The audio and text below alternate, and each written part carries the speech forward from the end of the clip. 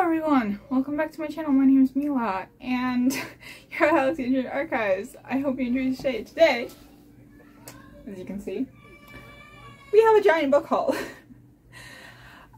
I know I've said that I don't buy books a lot, but let me just preface this by saying this is all my own money, and some of this I bought with like birthday money and stuff. So technically it's free, right? And I will explain like when I got it, where, like sort of where I got it and stuff, and the circumstances, I guess, of it. So yeah, let's get to it. So the first thing I'm going to talk about is, I know I'm going to probably get crucified for this based on the condition of the second one already and the pristineness of the other two. It is the Lord of the Rings mass, I guess these are technically the mass market paperbacks, but basically I started reading Fellowship, and then I'm just gonna block this giant pile beside me. I started reading Fellowship, but I started on my Kobo because I had this really crappy cover and I didn't like it. I am like, I don't want to carry this around because it's awful. And then I decided that, whoa, this is actually smaller, damn. I decided that I want the physical copies, but I want these covers, but I wanted the bigger editions. But anyways, it didn't happen because these are the only editions besides like the fancier ones that are available at like Indigo and stuff. And if I can't, I need to like be able to see it to understand if it's like the big version or not, because sometimes you know, online retailers don't really specify it. But basically, with this box set, I actually only paid $14.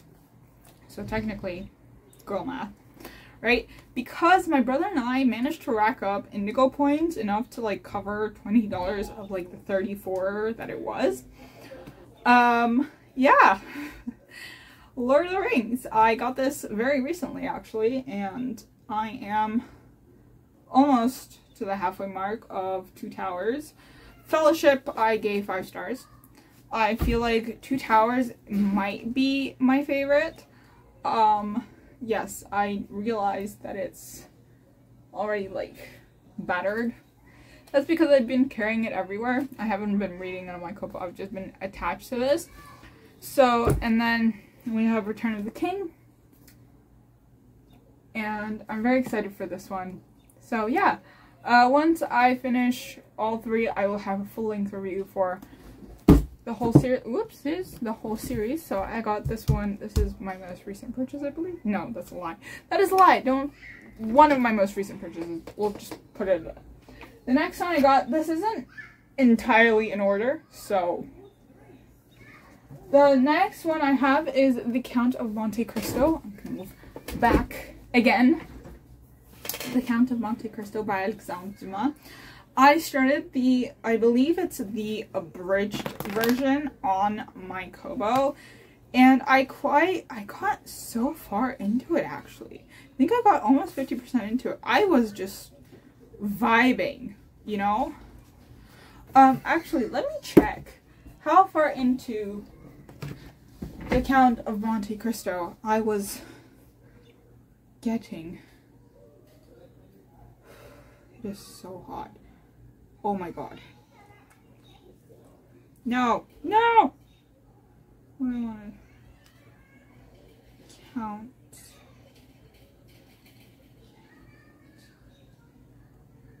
Okay.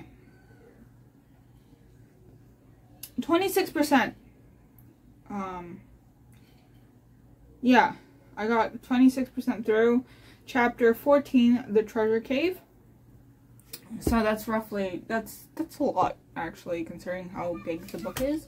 And because it's like a classic, right? It's so intimidating, but because I'm reading it on my Kobo, I don't see how, like, big it is, right? So it just helps with sort of gaslighting yourself that really it's not that big of a book. So, like, all I see is a little progress bar at the bottom, right? And even then, I sometimes don't see it. So yeah, so this is another one. I'm excited to finish it. It is so good. It is absolutely phenomenal. After I finish the English version, I think I'm going to try the French, the original. I wish the French editions also came, like, the big tomes. But they all have such strange covers that I don't like that. Maybe I'll learn bookbinding and bind myself the French version. I don't know. We'll see. So, very excited to continue that. The next one is she entering her Russian lit era as someone who is half Russian? The Master and Margarita by Mikhail Bulgakov. This is a pretty cool edition. I just love how all the editions have cats on them, which there's a talking cat in this. I just love the consistency. So this one I got from a secondhand bookstore in Toronto called Seekers Books, and actually when I brought this to the counter, I got this for, let me just see, $9.99, so $10, so not bad actually. So when I brought this to the counter to the owner, he looks at it and he's like, I knew that wouldn't last long. I put it on the shelf like an hour before you came. So it was meant to be. It was meant to be. I'm very excited for this. For those that don't know, this is like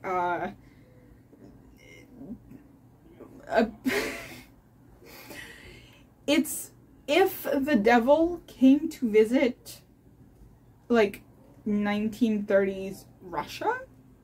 It came to Moscow in 1930s Russia and disguised as a devil, as the devil, as a magician. Yeah, I don't really know a lot about this, not gonna lie. I've just seen it everywhere, and when I asked my dad, I was like, Dad, do you have any like recommendations for books I should read in Russian, right? Because I wanted to start getting into reading more in Russian to expand my vocabulary. He's like, you should read Master and Margarita. And I was like, okay, I wasn't particularly interested in this, but this cover might just do it for me, you know? And once I get to this, I will try and read the Russian version and compare. So that's Master and Margarita. The next ones are actually the same books, I guess. Different translations. Who is this translation by? Oh, I need to know that. Hold on a second. So it is the Iliad by Homer, right? Just in another video I said I actually don't own any editions of the Iliad, but here we are.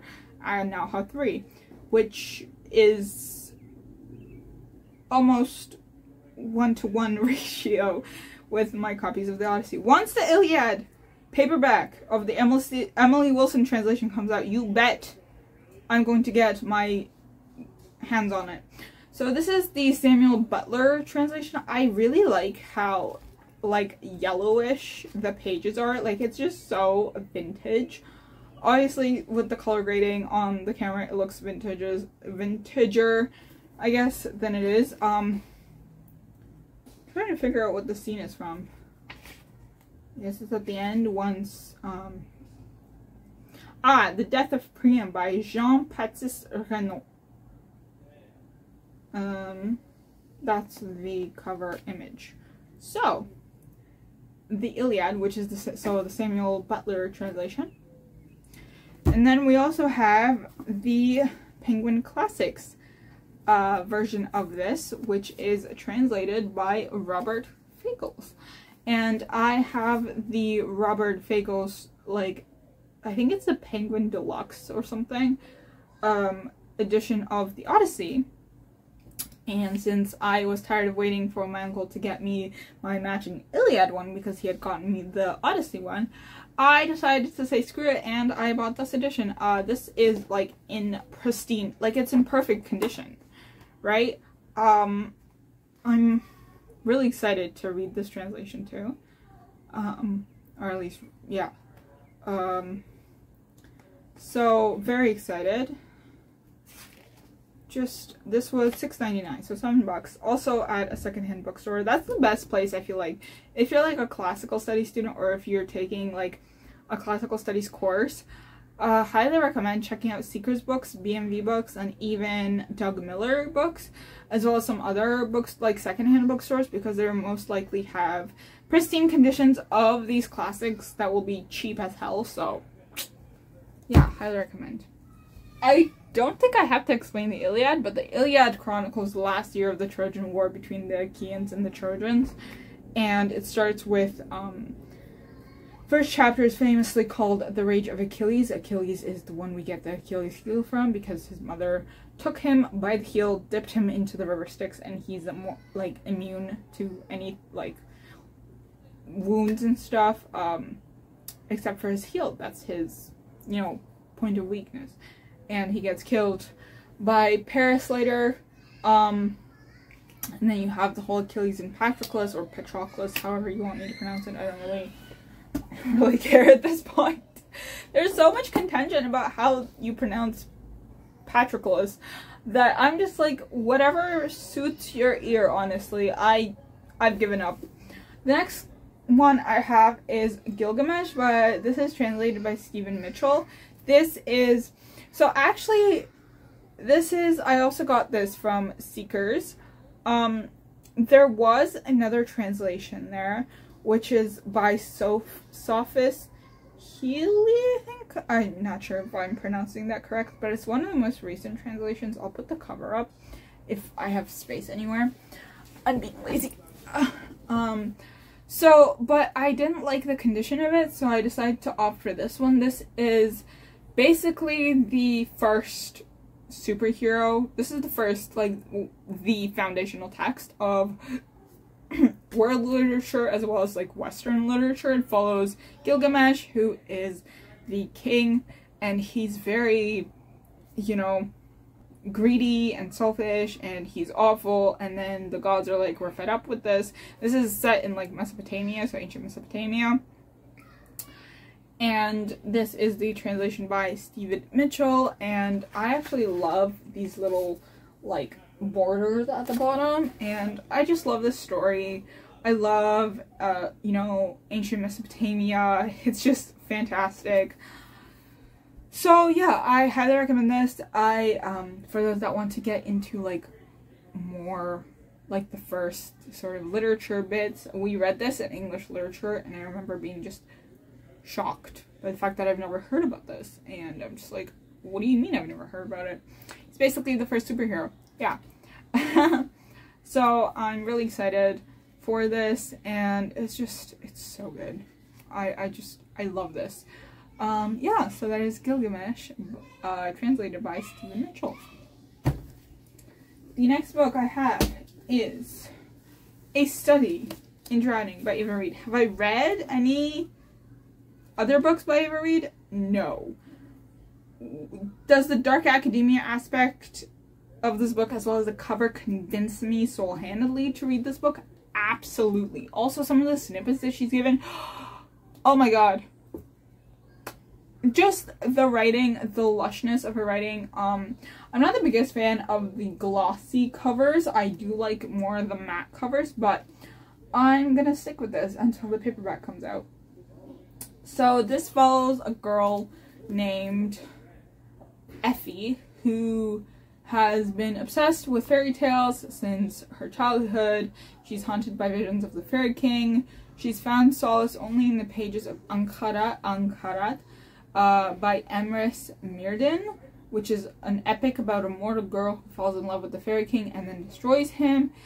And then, so she gets to go to the prestigious Illyrian Architecture College, and then Myrddin's family announces a contest to redesign the late author's estate, and Effie feels certain this is her destiny.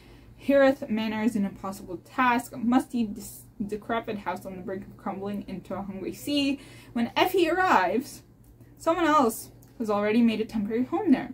Preston Eloury, a stodgy young literature scholar, is determined to prove Effie's favorite author is a fraud. So these are two rivals. It's rivals to lovers. It's like academic rivals to lovers. That's the word I was looking for.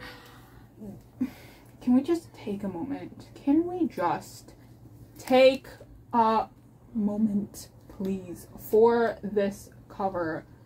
Freaking gorgeous. Also, there's going to be a sequel. Doi. So I have to read this. I am so excited for this. I can't wait to get back to my dark academia era. Doi. Very excited for this. That was one of the books I believe I got in the giant book haul.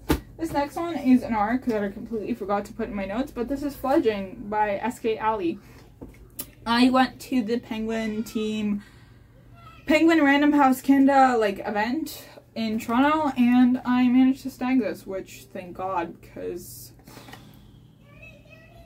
there were a lot of people. I didn't manage to get any of the other arcs that were there because I came 15 minutes late, and apparently that's 15 minutes too late.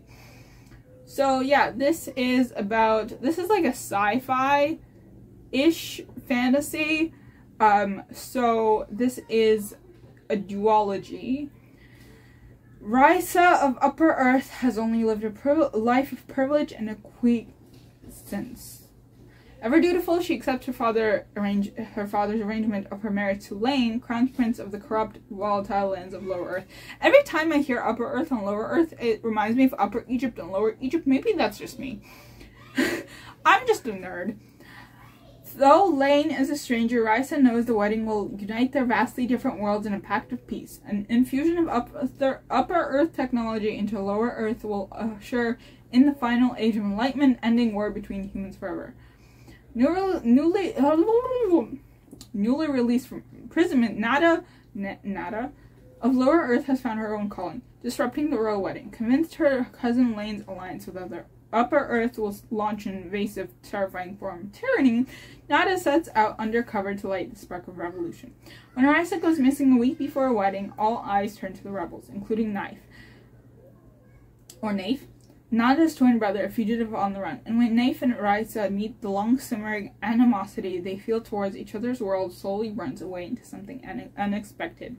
But the crown prince wants his bride and future back, and he will go to the ends of the earth to reclaim them. So this is the author of Love from A to Z, and as well as From Mecca to Medina or something like that.